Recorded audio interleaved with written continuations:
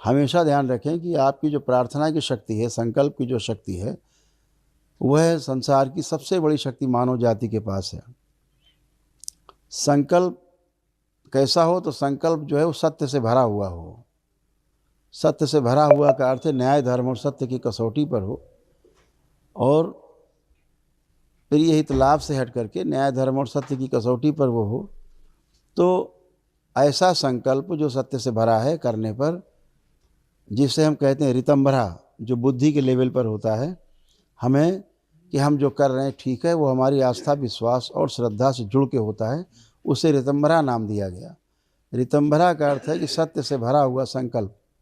तो जब इस प्रकार से आप संकल्प करते हैं कि जो हम कर रहे हैं निश्चित रूप से हम स्वस्थ होंगे, बाबा माँ की ऐसी कृपा है, भोलेनाथ माता का माख्या कृपा है, आप होते ही, आप में अंदर है तभी आप आए, आपके अंदर आस्था, विश्वास, श्रद्धा है तभी आप दरबार आए।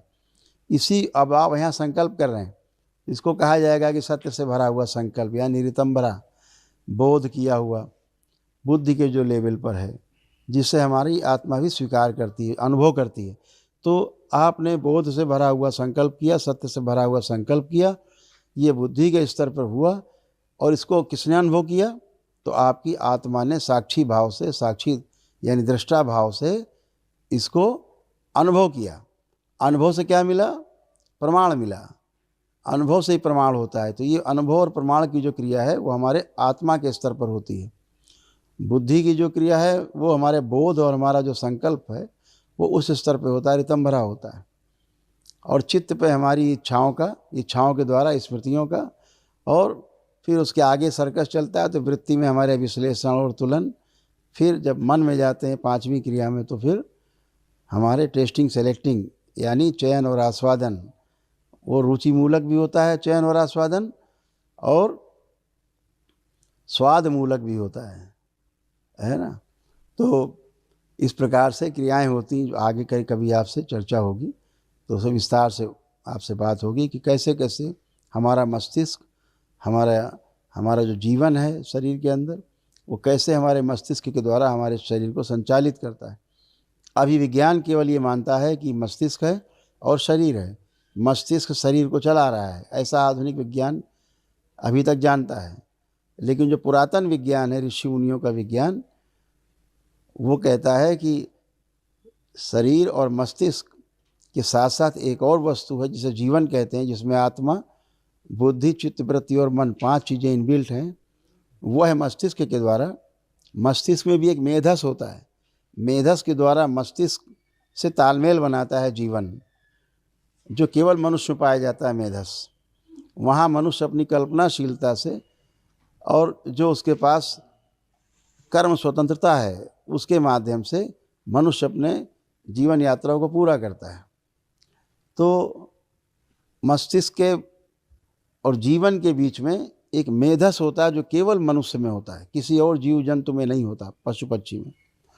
तो जीवन जो है मेधस के माध्यम से मस्तिष्क को आदेशित करता है, और मस्तिष्क शरीर के द्वारा सारी क्रियाएं कराता है। ऐसे तो मस्तिष्क हृदय से, हृदय पूरे शरीर से। ऐसे एक बड़ी प्रक्रिया है, जिसको समझेंगे आप तो बहुत सुंदर लगेगा, अपने को समझने में भी एक अंदर बहुत रोचक प्रक्रिया है, जिसको सुना जाए, समझा जाए, देखा जाए कि हम काम किस तरह कर रहे हैं। अभी तो ये है कि खाए पिया सो गए, सुबह उठे, फ्रेश हुए, फिर चल दिए। लेकिन अपने अंदर क्या हो रहा है, इसको अगर ढंग से समझ लिया जाए तो बहुत ही आनंददायक है। फिर लगता है कि ये ईश्वर में कितना दृढ़ विश्वास होता है कि कैसी व्यवस्था है, अद्भुत व्यवस्था है। उस व्यवस्था ही को नाम दिया गया तंत्र। तंत्र शब्द का अर्थ होता है कोई विधि, कोई उपाय, कोई मार्ग। ऐसे तंत्र माने कोई टोना टोटका, जादू टोना और झाड़ फूक नहीं, वो तो सब गंदी प्रक्रियाएं हैं जो दैत्य स्तर पे होती हैं। जो देव स्तर पर हैं, ईश्वर के स्तर पर हैं, वो प्रार्थना और संकल्प ही आपका पर्याप्त है। इतना ही आपने किया है। उस प्रार्थना और संकल्प के लिए आपका आस्था, विश्वास और श्रद्धा होना आवश्यक है। वो आपका रहता है तो आप किसी अच्छी एनर्जी से आप जुड़ते हैं, जिसके प्रति आपको आस्था, विश्वास, श्रद्धा रहता है। वह एनर्जी ही आपके संकल्प को पूरा कराती है। ऊर्जा चाहिए उसके लिए। तो आपने एक दिवसीय अनुष्ठान किया है, वनडे किया, और आपके पास विराट ऊर्जा का भंडार है। इतना ही ऊर्जा का भंडार जो आपके पास है, आपके पूरे परिवार के प्रत्येक सदस्य के पास अलग अलग इतना ही भंडार है। और अद्भुत बात इसमें ये कि जितना आप प्रार्थना संकल्प करते जाएंगे दरबार में यानी बाबा माँ के प्रति, भगवान भोलेनाथ माता कामाख्या के प्रति जितना आपकी आस्था विश्वास श्रद्धा बढ़ती जाएगी, आपको जान के आश्चर्य होगा ये ऊर्जा आप खर्च करते रहेंगे बजाय घटने के और बढ़ती जाती है। अद्भुत प्रक्रिया है ये, ईश्वर के साथ जुड़ के इसको महसूस करें तो अद्भुत है। तो आप सभी लोग जुड़े, इसके छोटा सा विज्ञान है ये, लेकिन बहुत ही अद्भुत है। कहते हैं ना जहाँ तलवार काम नहीं करती वहाँ सुई काम करती है कभी कभी। तो मैं आपसे कह रहा था कि जो संकल्प है उसको ध्यान से समझना है कि हम जो भी संकल्प करते हैं अपने लिए करते हैं तो हम स्वस्थ होते हैं, पूरे होते हैं। जैसे आपने जो भी संकल्प किए सब पूरे हुए यहाँ। ऐसे ही आप क्या करते हैं, जो परिवार के सदस्य कुछ संकल्प नहीं करते हैं आप उनके लिए संकल्प करते हैं। तो क्या होता है, एक प्रक्रिया होती है, जब भी किसी के लिए आप संकल्प करते हैं उसको अगर रोग और कष्ट है तो उसके रोग और कष्ट जिसका आप संकल्प करते हैं उनकी स्मृतियाँ आप में आकर के रुक जाती, खिंच के आ जाती। और जब आप में आती तो आपको जो और रोग कष्ट थे पहले से, कहते हैं नहीं चोट के ऊपर चोट लग जाए, तो अपना ही कष्ट मालूम पड़ता, लगता हमें कष्ट फिर से लग रहा हो रहा है। इसीलिए होता है कि परिवार के सदस्यों की स्मृतियाँ आप में आके फंस जाती। तो क्या करना है, केवल एक छोटा सा संकल्प के अंत में एक वाक्य बोलना है और ये कष्ट परिवार के सदस्य का निकल जाएगा और आपको होने वाला कष्ट भी समाप्त हो जाएगा। और खूब करिए परिवार के लोगों के संकल्प। तो एक वाक्य बोलना है कि बाबा हमने जो भी संकल्प किया उसमें हमने परिवार के फलां फलां सदस्य का भी संकल्प कर लिया है, उसके जो रोग कष्ट मुझ में खिंच के आ गए हैं कृपा करके उनकी स्मृतियाँ भी नष्ट कर दी जाएं। इतना ही बोलना है। जहाँ इतना बोला आपने 3 बार ओम नमः शिवाय बोल के आँख खोली, कष्ट गायब, खत्म। उसके भी गए, आपके भी गए। इतना ही करना है। दूसरा, अभी आपके परिवार के जो अब जहाँ रहते हैं आप, वहाँ सारी चल अचल संपत्तियों का संकल्प किया, जो आपको देख सुन के भी अच्छी नहीं लगती थी संपत्तियाँ, अब आँख बंद करके देखेंगे वही संपत्तियाँ वही स्थान अब आपको अच्छे लग रहे हैं, जहाँ रहना देखना भी लगता था बेकार है। तो अभी सब शुद्धि हुई है, लेकिन इसको स्थायी रूप से इसका निराकरण करने के लिए आपको आवश्यक है कि दरबार से एक सिद्ध हवन जरूर ले जाएं और अपनी जितनी भी संपत्तियां हों, चाहे स्वयं की खरीदी हों, चाहे पुश्तैनी मिली हों या किराए पर ले रखी हों, क्योंकि हमारा भाव जुड़ा रहता है संपत्तियों से। तो एक कागज़ में लिख लीजिए कहाँ कहाँ आपकी संपत्ति, गांव में चाहे शहर में, सब कि बाबा हमारी ये संपत्तियां हैं, हमारी ये वाहन हैं, इनमें जो भी दोष हैं कृपा करके गंदगी इसी हवन में नष्ट करने कृपा करें और इसके पश्चात हवन में अग्नि दे दें। इतना ही काम करना है, सब नष्ट हो जाए, गंदगी बचती नहीं है, एक भी नहीं बचती, इतनी नहीं बचती ये बात। दूसरा, ये भी ध्यान रखें कि भविष्य में कभी भी कोई नया मकान खरीदें, बनाएं या किराए पे लें, कोई वाहन लें, तो इतना ध्यान रखें कि सब वस्तुओं में अगर एक छोटा सा ये पेन भी है, ये पेन भी है तो इसका भी अपना एक औरा है और इस पेन की भी अपनी, इसमें भी गुण दोष हैं। तो आपको करना ये कि कोई भी संपत्ति खरीदें, कोई भी वाहन खरीदें, तो एक काम जरूर करें कि दरबार से प्रार्थना करके एक सिद्ध हवन ले करके और प्रार्थना करें कि बाबा ये जो हमने लिया है या किराए पे लिया है या ख़रीदा है, यहाँ जो भी दोष हैं इसी हवन में नष्ट कर दिए जाए। तो वो आपसे वहाँ के दोष ज़मीन के जुड़ नहीं पाते। ज़मीन के दोष बहुत भारी होते हैं। आपने अक्सर सुना होगा लोगों से कहते कि जब से ये ज़मीन जायदाद ली तब से हम बर्बाद हो गए। ये भी सुना होगा कि कोई खरीदता है ज़मीन को बर्बाद हो जाता है। और ऐसा भी सुना होगा आपने कि ये जब से जगह ली या जब से ये वाला वाहन लिया तब से हमारी बहुत प्रगति हुई, हमारी बहुत तरक्की हुई, ये भी सुनते हैं। तो ज़मीन के अपने गुण और दोष होते हैं, जैसे मनुष्य के हैं, हर वस्तु के हैं, तो ज़मीन के भी गुण दोष हैं। तो ऐसा कर लेने से उसके गुण दोष समाप्त हो जाते हैं और हमेशा आपके काम में कोई अड़ंगा नहीं रहता। और आप जैसे अभी आप हल्के फुल्के आनंद में बैठे हैं, आत्मविश्वास से भरे हुए, ऐसे ही आप हमेशा बने रह सकते हैं। तो दूसरा, लेपन की बात हम आपसे करते हैं कि ज़रूर करें दरबार से लेकर के। लेपन करना अति अनिवार्य है। जिनको भी कष्ट हैं, रहे हैं, आपने संकल्प करके शामिल किया है डीएनए ऊर्जा पथ में, क्योंकि मस्तिष्क की जो सूजन होती है और नाभि की जो सूजन है, नाभि से 72,000 नाड़ियाँ पूरे शरीर में फैली हुई हैं। ऐसे ही मस्तिष्क से हमारा तंत्रिका तंत्र पूरे शरीर में फैला हुआ है। इन नस नाड़ियों में जब कोई व्यतिक्रम उत्पन्न होता है, कोई इनमें सूजन या अनावश्यक गतिरोध पैदा होता है, तो शरीर में नाना प्रकार के शारीरिक, मानसिक और आध्यात्मिक रोग बनना शुरू होते हैं। तो मस्तिष्क की सूजन को हटाने के लिए तो अभी तक पृथ्वी कोई अभी आज तक कोई औषधि नहीं बनी। ये जान के आपको आश्चर्य होगा, आज तक एक औषधि नहीं बनी जो मस्तिष्क की सूजन को आपको समाप्त कर सके। लेकिन बाबा माँ से जो सिद्ध हवन, ये जैसे हवन सिद्ध हैं तत्क्षण लाभ देते हैं, ऐसे ही लेप भी सिद्ध है, बाबा माँ से सिद्ध लेप है। उसको नाभि पर और सिर पर लगाने से ये नस नाड़ियों की जो सूजन है समाप्त होती है। क्योंकि नस नाड़ियों की सूजन को हटाने का उपाय अभी पृथ्वी पर है नहीं, ऐसी कोई औषधि भी नहीं आज तक बनी संसार में जो आपके मस्तिष्क में सीधी चली जाए। इसलिए इस लेपन को करना आवश्यक है।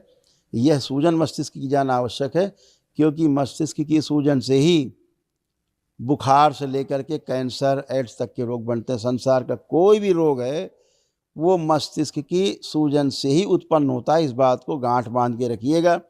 अभी आधुनिक विज्ञान इस बात को अभी समझ नहीं पाया है, समझेगा, समय लगेगा। हो सकता है 100-150 साल लग जाएं आधुनिक चिकित्सा विज्ञान को समझने में कि मस्तिष्क की सूजन से ही सारे रोग उत्पन्न होते हैं। मस्तिष्क की हमारी सूजन बनती कैसे है? वह हमारे नकारात्मक इच्छा विचार आशाओं के कारण बनते हैं। और हमारे नकारात्मक इच्छा विचार आशाएँ क्यों उत्पन्न होती हैं? क्योंकि हमारे कर्म भोग हैं पीछे, उसके अनुसार ही हमारा सोचना और करना निश्चित होता रहता है।